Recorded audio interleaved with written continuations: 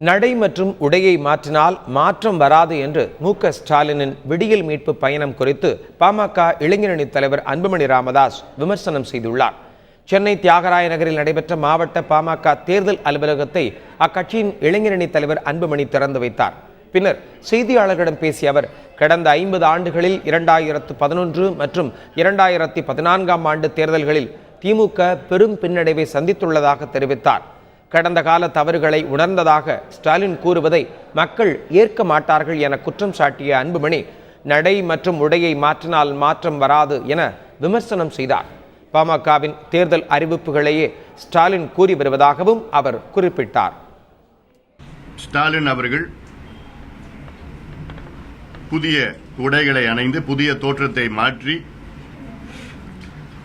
நாங்கள் மாறிவிட்டோம், திருந்திவிட்டோம், கடந்த காலத்திலே தவறுகளை செய்தோம், நாங்கள் திருந்திவிட்டோம் என்று என்ன ஸ்டாலின் சொன்னாலும் அது மக்கள் அதை ஏற்க மாட்டார்கள். திட்டங்கள் சொல்லி வருகின்றோமோ அத்தனையும் ஒரு காமா ஃபுல் ஸ்டாப் விடாமல் அப்படியே திமுக ஸ்டாலின் காப்பி அடித்துக் கொண்டிருக்கின்றார்.